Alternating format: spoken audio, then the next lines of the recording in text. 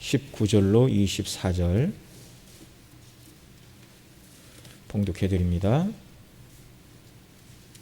마태복음 6장 19절로 24절.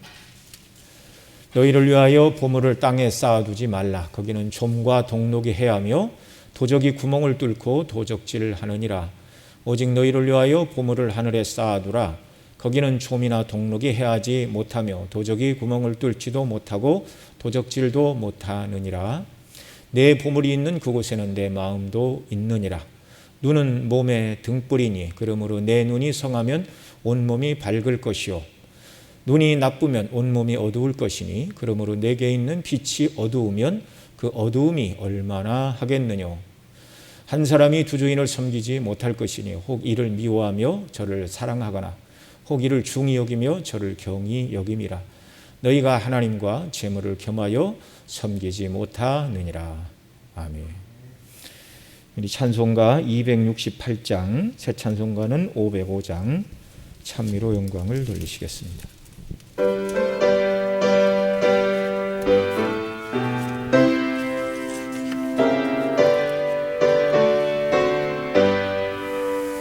온 세상 위하여 나 복음 전하리.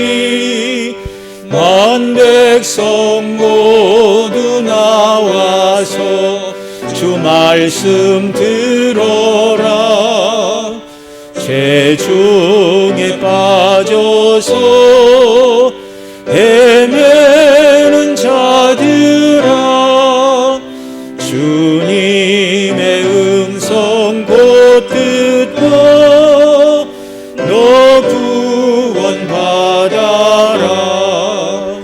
전하고 기도해 매일 증인 되리라.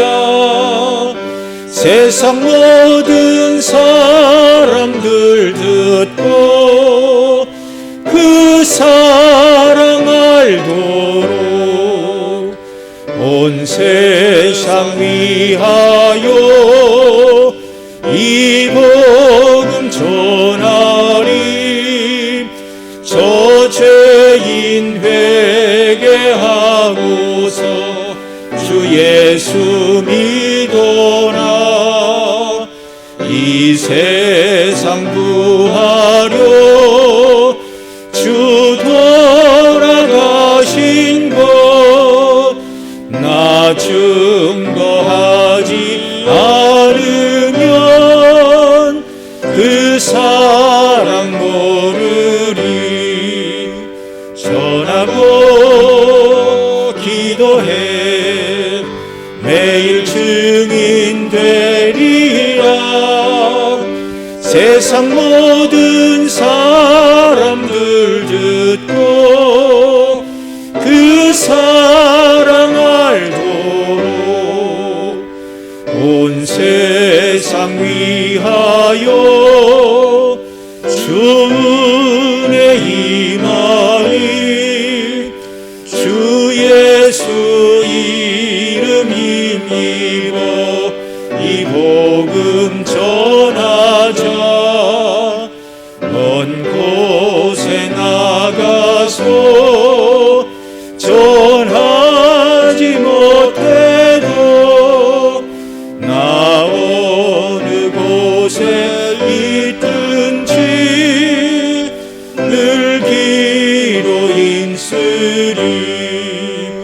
전하고 기도해 매일 증인 되리라. 세상 모든 사람들 듣고 그 사랑 알도록. 아멘.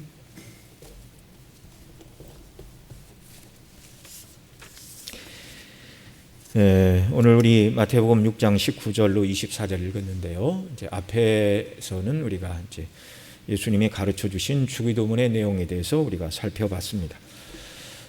주기도문을 통해서 이 땅에서 구원받은 성도, 하나님의 자녀된 저와 여러분들이 무엇을 구하며 무엇을 찾으며 어떻게 살아야 되는가를 가르쳐 주셨는데, 그것은 바로 하나님의 이름의 영광과 그 나라와 뜻을 구하고 찾고 위하여 살아야 된다라는 것을 우리 주님이 가르쳐 주셨고요. 그리고 오늘 우리가 읽은 본문에서도 계속 같은 내용을 더 설명을 해주고 계십니다. 19절부터 이제 주기도문의 원리를 따라서 사는 것이 무엇인가 이걸 말씀해 주시죠.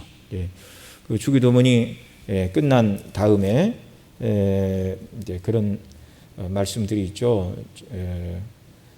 그 뒤에 사람의 과실을 용서하면, 그다음에 18절까지는 이제 주기도문 전에 용서와 금식에 대해서 살펴봤던 내용이고요. 그래서 오늘 우리가 이제 19절 말씀으로 이렇게 넘어온 것인데, 이 19절 말씀부터도 앞서 가르치신 주기도문의 그 내용과 원리를 따라서 사는 것이 무엇인가를 말씀합니다. 오늘 우리가 19절로 24절 말씀 읽었는데, 이 19절로 24절 말씀에서 둘 중에 한 가지를 선택해야 된다고 세 가지로 나누어 우리 주님이 말씀해 주고 계십니다. 그래서 하나님의 이름과 나라와 뜻을 위해 살아가는 사람들은 항상 선택을 해야 된다. 그러니까 특별히 19절로 24절에서 세 가지 선택을 해야 됩니다. 둘 중에 하나. 먼저 19절로 21절에서 둘 중에 하나 무엇을 선택해야 되는가? 이 세상에서 보물을 땅에 쌓든지, 아니면 이 세상에 살지만 우리 자신들을 위하여 보물을 하늘에 쌓든지, 이 둘 중에 하나. 무엇을 선택할 것인가? 그러나 명백하죠. 하나님의 이름과 나라와 뜻을 위해서 살아가는 사람은 이 땅에서 자기를 위하여 보물을 쌓는 것이 아니라 나 자신을 위하여 하나님 나라에서 보물을 쌓아야 된다. 이제 그걸 가르치시는 것입니다. 그 다음 두 번째로 22절로 23절에서는 또 무엇을 가르치냐면, 이제 눈이 좋고 나쁘다 그 말씀을 하시면서 온전한 눈으로 살든지 아니면 나쁜 눈으로 살든지, 온전한 눈에 보이는 것을 따라 그것을 추구하며 살아가든지, 잘못된 눈을 가지고 눈에 이렇게 잘못된 눈을 가지고 보는 것들, 그래서 자기에게 들어오는 잘못된 정보를 가지고 살든지, 앞서 얘기했던 것과 똑같은 문제입니다. 땅에 보물을 쌓나 하늘에 보물을 쌓나, 무엇을 위하여 살아야 되나, 어떤 눈으로 보고 살아야 되는가, 이걸 말씀하고요. 그 다음에 이제 24절에서는 둘 중에 하나를 선택해야 되는데, 주인은 둘일 수가 없다. 인생의 주인은 하나님이든지 아니면, 참 냉철하시죠, 재물이든지, 둘 중에 하나이다. 너희가 어떤 주인을 섬기고 살 것인지 선택해라. 이 세 가지 교훈을 통해서 하나님의 이름과 나라와 뜻을 위해 살아가는 사람이 무엇을 붙들고 어떻게 살아야 되는지를 가르치고 계십니다.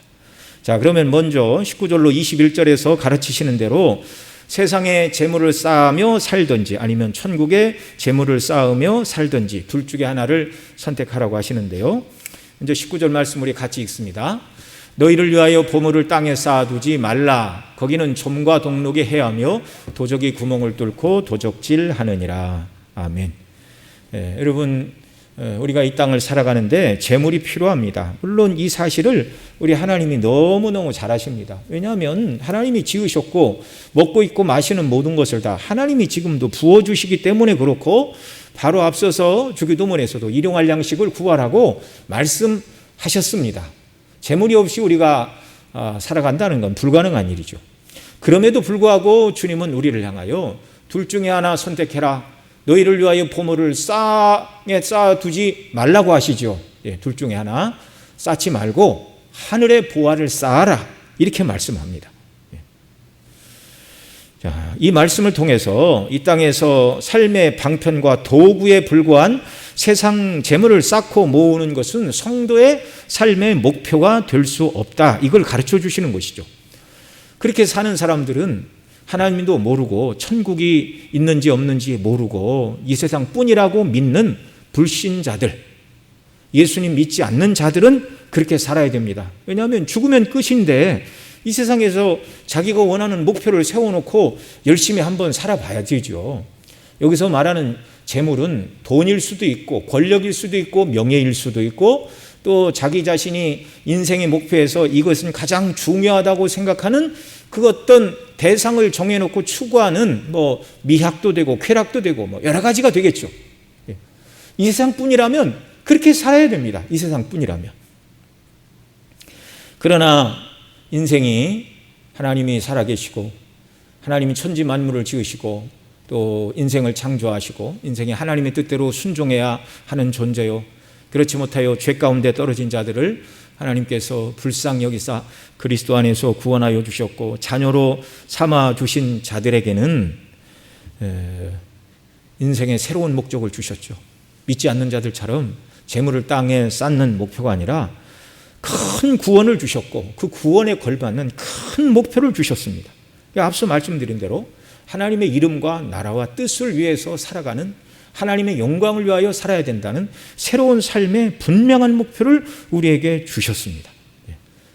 그래서 그리스도인들은 이 땅에 물질이 필요하지만 그것만을 쌓기 위해서 이 땅을 쌓아서는 안 되고 보물을 땅에 쌓아놓지 말고 오직 정말 하늘의 보물 쌓기를 원하라, 그렇게 말하죠. 그러면서 성도가 구할 것은 일용할 양식, 앞서 가르쳐 주셨죠. 일용할 양식, 그날의 양식, 삶에 필요한 양식, 바로 그것입니다. 평생 먹고 자자손손 몇 대가 먹고도 남을 양식을 쌓아놓고 그것을 자랑하고 그것을 의지하고 그것을 힘으로 삼는 그런 삶이 아니라 일용할 양식, 하루하루 필요한 양식, 삶에 꼭 필요한 양식, 이런 양식을 하나님 앞에 달라고 기도하며 그것을 주실 때 하나님 앞에 감사하고 오늘도 먹이신 아버지께서 내일도 먹이심을 믿고 하나님의 이름의 영광과 나라와 뜻을 위해서 살라는 것이죠. 자, 보물을 땅에 쌓아두지 말라고 하시면서 왜 그렇게 말씀하시는가? 거기는 좀과 동록이 해하며 도적이 구멍을 뚫고 도적질하느니라, 이렇게 말합니다. 쌓아놔 봤자 남는 게 없다라는 말씀입니다. 이걸 우리가 잘 기억을 해야 됩니다. 이것은 보물은 말씀드린 대로 금은 보석, 물질과 현금일 수도 있고 권력이나 명예, 또 자신이 추구하는 쾌락이나 그 어떤 가장 중요하게 여기는 것, 그걸 이제 보물이라 이렇게 말할 수 있는데 그 어떤 것을 쌓아놓는다 할지라도 그것은 영원하지 않다는 것입니다. 대다수 경우에는 보물을 쌓기 위하여 애를 쓰지만 시간을 많이 들이고 속을 끓여도 그것을 얻지 못하는 경우가 상당히 많죠. 원하는 보물을 다 손에 쥐고 살아가는 사람이 어디 있습니까? 이거 어려운 것이죠. 자, 노력해도 얻기 어려운 것이고, 그러니 평생 보물을 쌓으려고 추구를 했지만 나는 이룬 것이 없다. 그리고 인생이 허무하고 쓸쓸하다, 그렇게 말하겠죠. 설령 어떤 분들은 기회를 잘 만나서 또 능력이 있어서 남들이 볼 수 없는 것을 보는 지혜가 있어서 그 보물이 물질이라면 남들보다 이런 재물을 쉽게 버는 그런 사람들도 있습니다. 어떤 분이 IMF 때 퇴직하고 1억이라는 퇴직금을 받았는데 어떻게 할까 생각을 하다가 이제 주식 투자를 하려고 생각을 했다고 그러죠. 그래서 유망한 직종이 무엇인가? 그래서 당시 막 쌍방향 통신이 발달할 때라 홈쇼핑이 발달할 것이다. 그래서 2개밖에 홈쇼핑이 없었다고 그러는데 홈쇼핑하고 그 다음에 홈쇼핑에 물건을 주문을 하면 실어 날려주는 택배 회사 또 2개인가 그것밖에 없었답니다. 그래서 그 홈쇼핑과 택배 회사 주식을 사서 3년 만인가 매덕 투자해서 150억을 벌었다는 그런 전설과 같은 일화가 있습니다. 극소수의 얘기죠. 극소수의 얘기. 우리 주님은 땅에다 보물을 쌓지 말라고 말씀하시는 것은 우리가 원하는 것을 이루지 못하게 하시려는 것이 아니고 그런 삶은 궁극적으로 영원에 비추어 볼 때 소원이기 때문이다, 그렇습니다. 여러분 말씀드린 대로 대다수의 경우에는 내가 원하는 보물을 얻으려고 애를 쓰지만 이루기도 어렵고 또 이루는 사람도 많지 않은데 설령 이루었다 할지라도 그게 어떻게 됩니까? 오늘 본문이 말씀하는 대로 그 모든 것들이 여기 있는 대로 좀과 동록이 해하며 도적이 구멍을 뚫고 도적질함으로 말미암아 쌓아놓은 모든 것이 다 없어지는 때가 온다. 이걸 가르쳐 주고 계시죠. 동록이 해하며 도적이 구멍을 뚫고 도적질하며 그러면 이게 얼마나 손해인가요? 정말 자기가 추구해서 쌓아놨는데 그것이 없어졌다. 자기 자신이 없어지는 것과 같은 그런 허탈감과 지키지 못했다는 자괴감이 밀려오는 것이죠. 잠언 23장 5절에 이렇게 말합니다.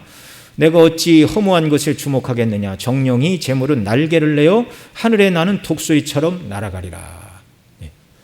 여러분, 하나님께서 때로 어떤 사람에게 재물을 주시지만 그것이 그 사람이 이 땅에 살아있는 동안 온전히 그 사람에게 항상 있는 것이 아니다. 이걸 가르쳐주고 계시죠.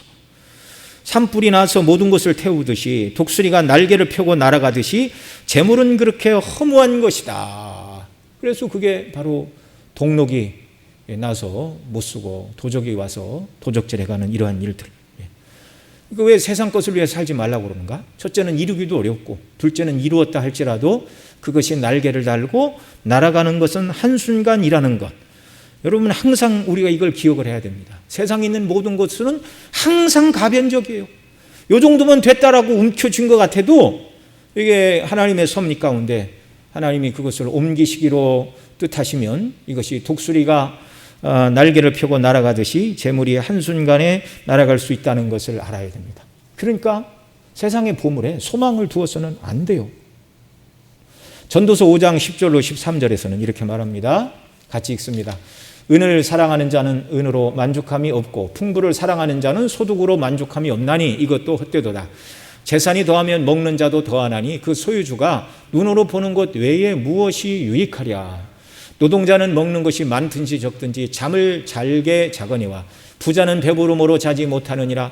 내가 해 아래에서 큰 패단되는 것을 보았나니 그 소유주가 재물을 자기에게 해되도록 지키는 것이라. 재물이 많아도 잠을 못 자요. 배부름으로 잠을 못 자고 이걸 어떻게 지켜야 되는가라고 잠을 못 자고 해가 되도록 지키는데 결국은 앞서 말씀드린 것처럼 독수리가 날개를 펴고 날아감같이 다 재물은 날아간다라고 잠언 23장 5절에서 말씀을 하고 계십니다. 뿐만 아니라 그 모든 재물을 죽기 전까지 갖고 있다 할지라도 그것을 가지고 천국에 갈 수 없습니다. 세상에 보물만 추구하며 살아간 사람, 대단한 것을 이루었다 할지라도 주님 앞에 나아가서 내가 세상에 쌓아놓은 재물 보셨지요? 그걸로 아무도 하나님 앞에 내세울 수도 없고 하나님이 인정해 주시지도 않는다는 사실입니다. 자, 그러면서 또 이제 오늘 본문 21절에 보면 뭐라고 그러십니까? 자, 같이 읽습니다. 내 보물이 있는 그곳에는 내 마음도 있느니라. 이렇게 말씀을 하시는데요. 사람이 마음이 있으면 경고를 하시고 있죠. 보물이 있는 곳에 내 마음도 있다. 사람의 마음이 있다면 모든 것을, 모든 에너지, 힘과 모든 능력을 다 그 마음이 있는 곳, 세상에 보물을 쌓는 곳에 사람이 투자를 하게 되는데 그렇게 한다 할지라도 말씀드린 대로 그 보물을 얻기도 어렵고 또 얻는 사람이 소수이지만 그것을 평생도록 자기가 지키고 있을 수도 없고 재물은 날아간다고 그랬죠. 동록이 나고 도적이 구멍을 뚫고 가져간다고 그랬죠. 없어질 때의 상실감, 그리고 마지막으로 사람이 죽은 다음에 주 앞에 섰을 때 그 재물을 가지고 절대 주 앞에 가지 못하기 때문에 재물을 땅에 쌓는 삶은 아무런 유익도 없다, 이걸 가르치시는 것이죠. 저와 여러분은 말씀드린 대로 하나님의 이름과 나라와 뜻을 위해서 살아야 될 사람으로 구원받았고 부르심을 받았습니다. 세상의 물질과 명예와 권세와 또 세상의 즐거움을 위해서 산다는 것은 이게 정말 이게 적당한 비유가 될지 모르지만 하나님께서 우리를 구원해내신 목적에 비추어 볼 때 너무나 그 목적에 걸맞지 않는 삶이다, 그 말입니다. 예를 들어서 나라에서 이렇게 나라를 지키라고 병사들에게 소총을 주었는데 그 소총을 가지고 나라를 지키고 정말 전쟁이 일어나면 대적을 위해서 총을 쏴야 되는데 그렇게 하지 않고 길거리 가다가 쥐가 한 마리 지나간다고 그 나라에서 지급한 소총으로 쥐를 잡거나 그렇게 하면 되겠습니까? 안 되는 거죠. 안 되는 거죠. 구원받은 성도가 구원의 목적에 합당하게 살기를 원한다면 주님은 세상에 보화를 쌓는 삶을 살아서는 안 된다. 내 마음이 있는 곳에, 보물이 있는 곳에 내 마음도 있는데 네 보물이 무엇이냐? 세상에 있는 재물이 너의 보물이냐? 권세와 명예가 또 세상 즐거움이 너의 보물이냐? 아니면 하나님 뜻대로 순종하고 하나님 나라를 위하여 복음의 영광을 위하여 살아가는 것이 네 보물이냐? 이렇게 묻고 계시는 것이죠. 자, 그래서 20절 이하에서는 이 말씀하는 이제 사람, 22절에서는 뭐라고 그럽니까? 그래서 사람이 진실로 추구해야 될 것은 하늘의 보물을 쌓는 사람이 되어야 한다. 이렇게 말씀하고 계십니다. 자, 우리 22절 말씀 제가 읽어드릴까요? 오늘 본문 22절 같이 읽습니다.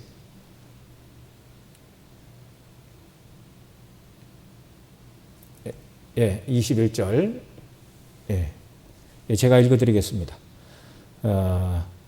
자, 도적이 구멍을 뚫고 도적질하느니라. 20절 오직 너희를 위하여 보물을 하늘에 쌓아두라. 거기는 좀이나 동록이 해하지 못하며 도적이 구멍을 뚫지도 못하고 도적질도 못하느니라. 이게 20절에서 이렇게 분명히 말씀해 주고 계시죠.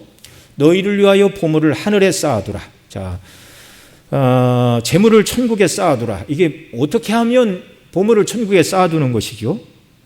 하나님의 뜻대로 재물을 사용하는 것이 천국에 보물을 쌓는 비결인 것을 기억하시기 바랍니다. 마태복음 19장 예수님께서 부자 청년에게 21절에서 이렇게 말씀하세요. 마태복음 19장 21절 같이 읽습니다. 예수께서 가라사대 내가 온전하고자 할진대 가서 내 소유를 팔아 가난한 자들을 주라. 그리하면 하늘에서 보화가 내게 있으리라. 그리고 와서 나를 쫓으라 하시니. 아멘. 자, 천국의 보물을 쌓는 비결이 바로 가난한 자들을 구제하는 것이다. 그러면 하늘에서 내게 보화가 있을 것이다. 이렇게 우리 주님이 가르치십니다. 또 같은 원리를 누가복음 12장 32절로 34절에서 이렇게 말씀하십니다. 같이 읽습니다. 적은 무리여 무서워 말라. 너희 아버지께서 그 나라를 너희에게 주시기를 기뻐하시느니라. 너희 소유를 팔아 구제하라. 낡아지지 않은 주머니를 만들라. 곧 하늘에 둔 바 다음이 없는 보물이니 거기는 도적도 가까이 하는 일이 없고 좀도 먹는 일이 없느니라. 너희 보물이 있는 곳에는 너희 마음도 있느니라. 아멘. 여기 33절에서 분명히 말하죠. 너희 소유를 팔아 구제하여 낡아지지 않는 주머니를 만들라. 곧 하늘에 다음이 없는 보물이니. 이 땅의 보물은 도둑이 와서 다 가져가고 또 동록이 나서 다 못 쓰게 되지만 하늘에 쌓아둔 보물은 절대로 누가 훔쳐가거나 변질되지 않는다고 분명히 말씀을 하고 계십니다.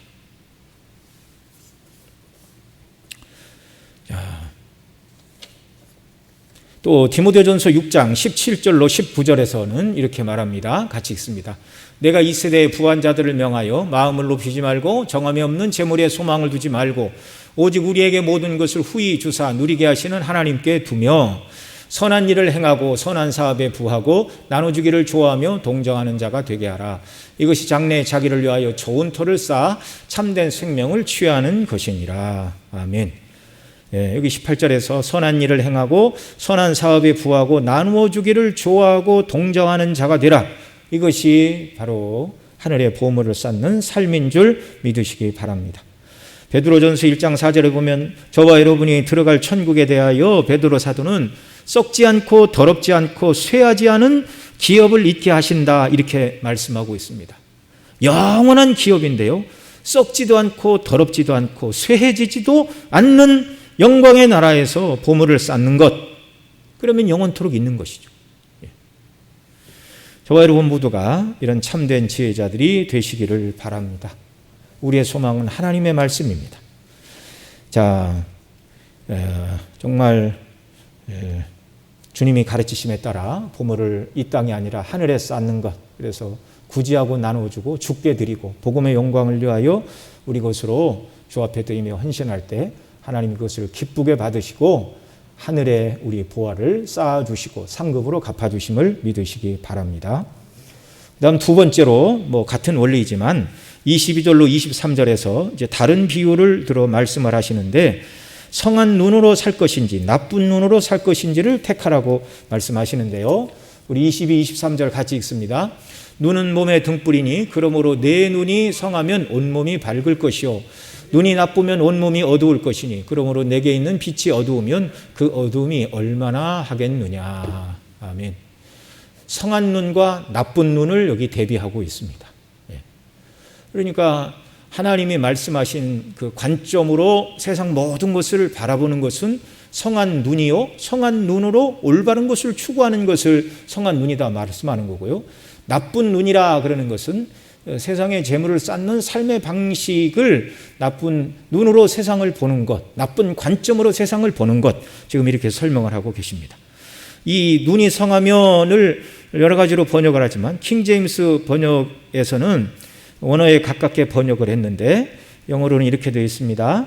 Thine eye be single. 눈의 초점이 하나여야 한다 그 말입니다. Thine eye be single. 사람의 눈이 하나님 나라와 세상이 동시에 보이는 것이 아니라 오직 그 사람의 눈의 초점은 하나밖에 안 보인다는 것이죠. 하나님과 그의 나라, 그의 영광. 너의 눈이 성하면 두 눈이 아닌 외눈을 가져야 된다는 것이 아니라 다인 아이 비싱글즈요. 눈이 하나여야 된다 그 말이에요. 초점이 하나여야 된다 그 말입니다. 세상도 바라보고 하나님도 바라보고 주님의 말씀 따라 살아가는 삶과 자기 욕심을 따라 살아가는 이런 것이 아니라 오직 하나님이 말씀하시고 주님이 보여주신 인생의 목표 하나만 눈으로, 영적인 눈으로 바라보고 살아가는 것. 이게 성한 눈으로 세상을 살아가는 것입니다. 야고보 1장 8절에는 두 마음을 품어 모든 일에 정함이 없는 자로다 이렇게 말씀하고 있는데요. 우리 눈의 초점이 하나가 아니고 하나가 아니라 두 개를 이렇게 바로 보면 그게 바로 두 마음을 품는 것이고 마음에 정함이 없는 사람이다. 그렇게 성경이 말씀을 하죠. 영적으로 성한 눈은 초점이 하나라 그 말이죠. 나쁜 눈은 두 주인을 섬기고자 하는 것이고 세상에 초점을 맞추고 예수님도 한번 따라보자. 하나님을 섬기는 목적이 세상에서 내가 갖기를 원하고 누리기를 원하는 것을 하나님께 좀 받아보자. 이건 나쁜 눈입니다. 초점이 두 개입니다. 여러분, 우리가 영적인 시각의 초점을 누구한테 맞출 것인가? 하나님인가 세상인가? 중간은 없는 줄 믿으시기 바랍니다. 중간은 없습니다. 성경은 중간지대를 용납하지 않습니다. 주님은 우리가 어떻게 살기를 원하시는지를 명백히 말씀해 주고 계시죠. 초점을 어디다 두고 살아야 되는가? 고린도후서 4장 18절에서는 이렇게 말씀하십니다. 같이 읽습니다. 우리의 돌아보는 것은 보이는 것이 아니요 보이지 않는 것이니 보이는 것은 잠깐이요 보이지 않는 것은 영원함이니라. 아멘. 저와 여러분의 눈의 시선이, 영적인 눈의 시선이 초점이 오직 하나여야 되는데 보이는 세상이 아니라 보이지 않는 것, 천국에 초점을 두고 살아가는 역사가 우리에게 있기를 바랍니다. 이것이 예수 그리스도의 보배 피로 죄 씻음을 받고 하나님의 은혜로 의롭다 하심을 얻어 하나님의 자녀가 되었고 천국의 후사로 부르심을 받은 저와 여러분이 가져야 될 영적인 시각이라는 말이죠.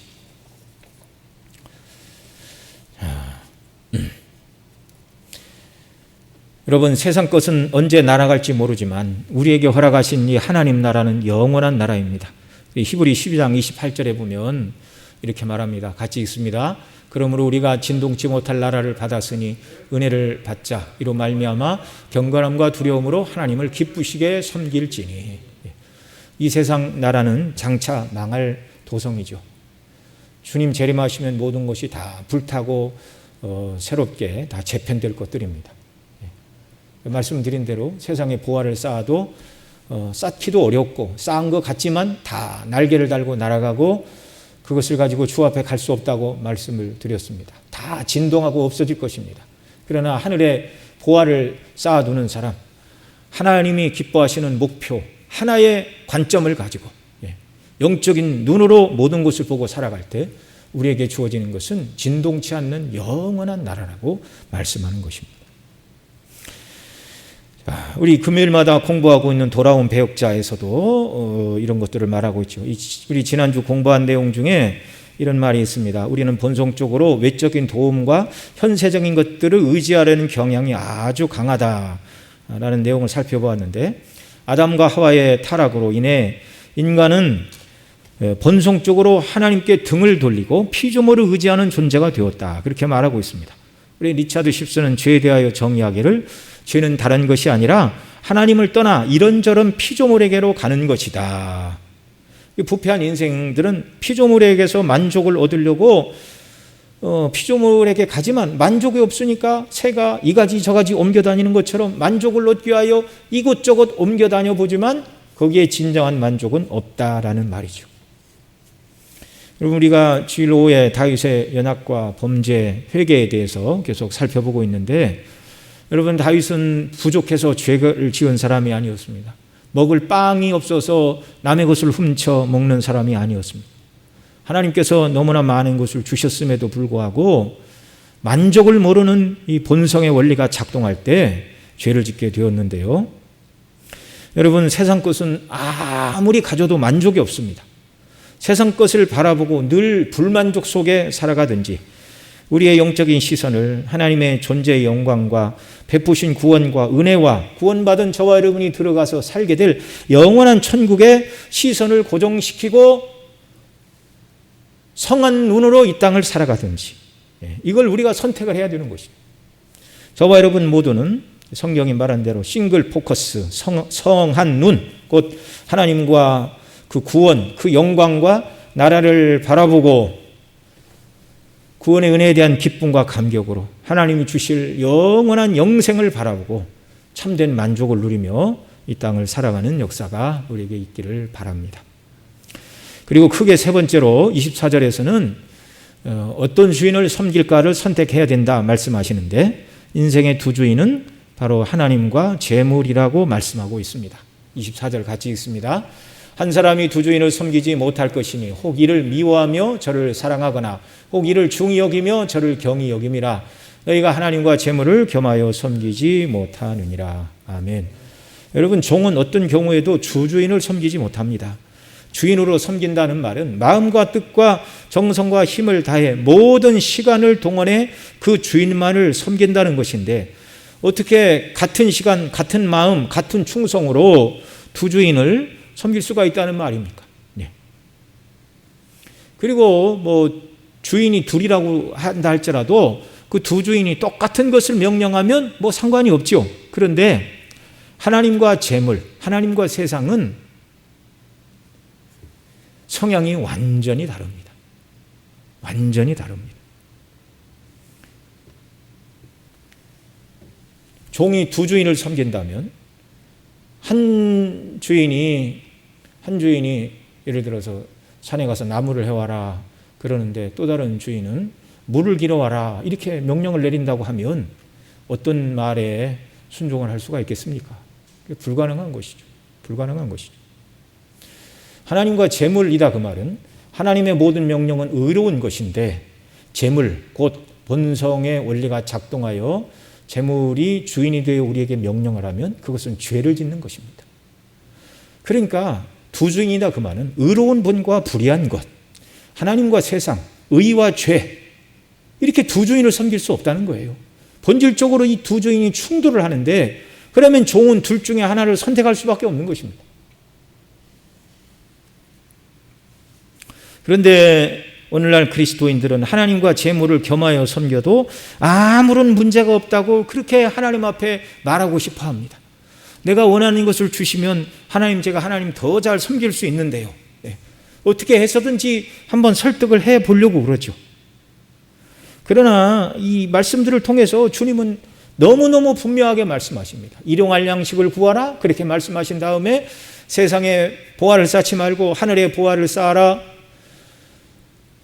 잘못된 눈이 아니라 성한 눈으로 보고 살아야 된다. 주인은 둘일 수가 없다. 하나님과 재물을 겸하여 섬길 수는 없는 것이다 라고 너무나 분명하게 우리 주님은 말씀하고 계십니다. 여러분, 성도라 할지라도 때로는 하나님을 섬김으로 세상 재물을 세상에 쌓고 싶은 욕망이 누구에게나 있죠. 그러나 주님은 이런 생각을 인정하지 않으십니다. 왜 하나님은 그런 생각을 용납지 않으시죠? 완전히 성화되지 못한 사람은 참으로 연약하고 간사해서 항상 예수 그리스도와 그 구원의 은혜와 함께 또 세상에 눈에 보이는 보물이 함께 주어질 때 그리스도의 구속의 은혜와 영광을 귀하게 여기기보다는 세상 것을 더 귀하게 여기고 하나님이 주신 은혜를 뒷전에 밀어두려는 나쁜 습성들이 사람에게 있기 때문에 그렇습니다. 그래서 하나님께서는 오직 우리가 한 마음으로 한 시각으로 하나의 초점과 관점으로 우리의 왕 하나님만 중심에서 살아야 된다. 이걸 너무나 명확하게 가르치시는 것입니다. 여러분, 구약 이스라엘 백성들의 삶이 결론적으로 실패했죠. 포로로 끌려가고 나라가 망한 이유가 무엇인가? 결국은 그들이 하나님을 온전히 섬기는 데 실패를 했는데 그들이 끌려가면서도 우리가 하나님을 버린 적은 없습니다. 그렇게 얘기를 했어요. 나라를 빼앗기고 성전이 무너지고 불탈 때까지 우리는 이 성전에서 하나님께 제물을 드리고 제사를 드렸습니다.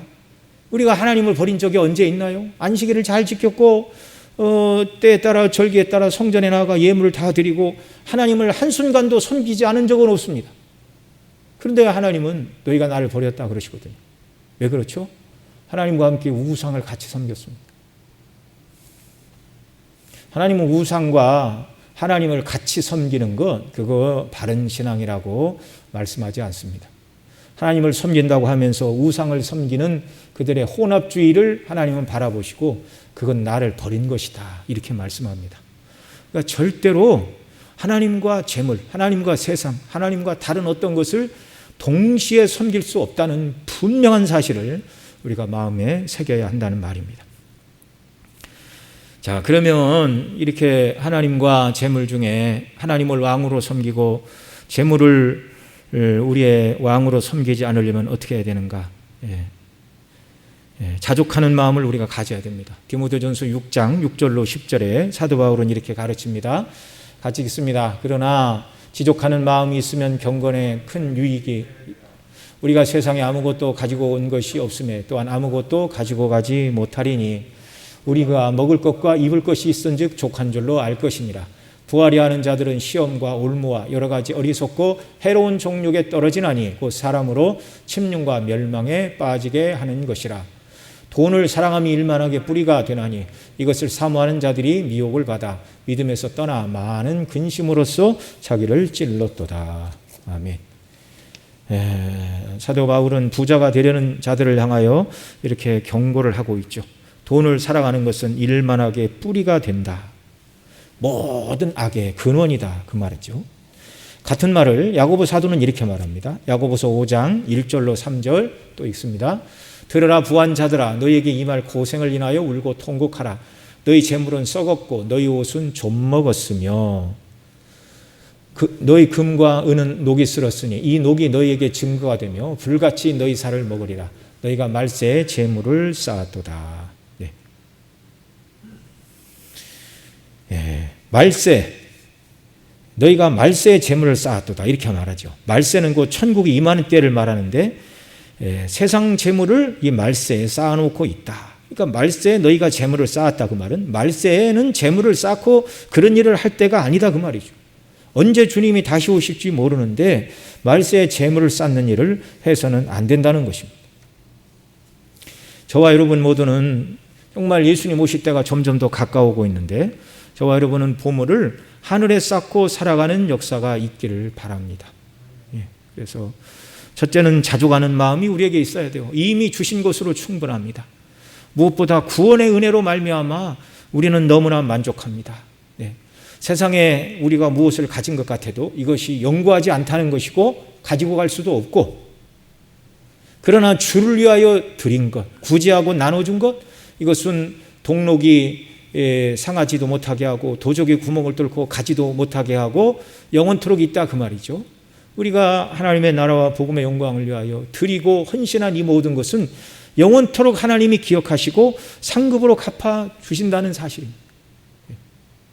이 영광의 나라를 바라볼 때 여러분 우리가 시각을 바꿀 수가 있고 또 남들처럼 세상 것이 많지 않다고 해서 낙마하거나 좌절할 아무런 이유가 없는 것입니다. 세상은 지나가는 것이고 영원한 천국이 예비되어 있다는 사실을 우리는 늘 기억해야 하는 것입니다. 여러분, 우리가 하나님께서 주신 것을 가지고 정말 보물을 천국에 쌓는 역사가 있기를 바랍니다. 하나님은요, 우리가 천국에 보물을 쌓을 때 그 절대적인 액수가 많아야 된다, 그렇게 말씀하시는 것이 아님을 우리가 알아야 돼요. 예수님은 성전에서 사람들이 연복교에 돈 넣는 것을 보셨는데요, 부자는 많이 넣었습니다. 그런데 가난한 과부가 동전 2렙돈 내는 것을 보시고 주님이 뭐라고 그러셨냐면, 오늘 연보한 사람 중에 이 여인이 가장 많이 넣었다, 가장 많이 하나님께 드렸다. 돈이 많이 가진 사람이 그 가진 것 중에 엄청난 양을 기부를 하고 헌금을 했다 할지라도 그것은 부자가 많은 것 중에 일부를 낸 것이고, 얼마 수입이 적은 소시민이 적은 것을 드렸다 할지라도 우리 주님께서는요, 적은 예물을 가진 자가 힘을 다해서 드리는 그것을 많이 드렸다라고 인정하신다는 말입니다. 그러니 하늘에 보물을 쌓아두라라는 이 말씀을 우리가 들을 때, 아니 주님, 제가 무엇이 있다고 하늘에 보물을 쌓아둡니까? 아무도 그렇게 항변을 하거나 나는 가진 것이 없어서 주의 영광을 위해 하늘에 보물을 쌓을 수 없다, 그렇게 얘기할 수 없어요. 예를 들어서 부자가 100을 드리고 가난한 사람이 2를 드렸다 할지라도 하나님 보시기에 2를 드린 사람이 더 많이 드린 것으로 우리 주님은 여겨주신다는 말입니다. 그 형편에 따라서 얼마를 드렸는가.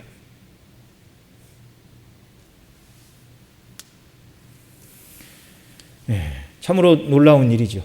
우리 주님은 그 사람의 능력을 보시는 것이 아니라 믿음을 보시고 마음을 보시고 형편과 처지에서 얼마나 주의 뜻대로 순종하기를 원하는가, 이걸 보시고 귀하게 여기시고 상급으로 갚아주시는 분임을 여러분 믿으시기 바랍니다. 여러분, 열심히 사람이 일을 해서 자기가 노력하고 땀 흘려 수고한 것으로 하늘의 보화를 쌓는다는 것, 나눠 주어야 되고 주께 드려야 된다는 것인데요, 이게 어떻게 보면 쉬운 일은 아닙니다. 그러나 이 일은 내 힘으로 되지 않으니 믿음이 필요하고 우리가 주님을 닮아야 되는 것이죠. 주님은 오직 천국이라는 한 초점으로 살아서 하나님의 뜻을 이루는 것이 그리스도의 목표 아니었습니까? 그래서 자신의 모든 생애와 생명도 우리에게 다 주님은 내어주셨습니다. 이 예수님 안에서 우리가 하늘의 보물을 찾고 추구하는 자들이 될 수가 있는 것이죠. 순례길은 천성을 향하여 가는 과정임을 여러분 우리가 알아야 됩니다. 과정이에요. 나그네 길. 나그네 길을 가고 우리가 영원토록 살 곳은 나그네 길이 끝난 다음에 하나님 나라입니다. 그런데 어떤 사람들은 길을 가는 중간에 자기 왕국을 거설하려고 그래요. 어차피 가야 되는데, 벗어나야 될 나그네 길인데. 여러분, 진실로 하늘의 보화를 쌓는 것, 하나님이 기뻐하시는 것을 위해 우리 자신을 드리고 시간을 드리고 물질을 드리는 것이 진정한 지혜자요, 영원토록 참된 복을 누리는 사람들임을 믿으시기 바랍니다.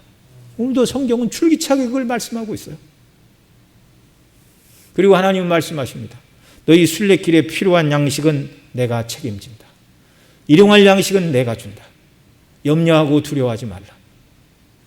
출애굽 백성이 가나안 땅에 들어가기까지 하나님 아무것도 없는 광야에서 40년간 만나를 내려 먹이시고 또 반석에서 생수를 하나님께서 내어주심으로 말미암아 그들이 한 끼도 굶지 않도록 은혜를 베풀어 주셨습니다.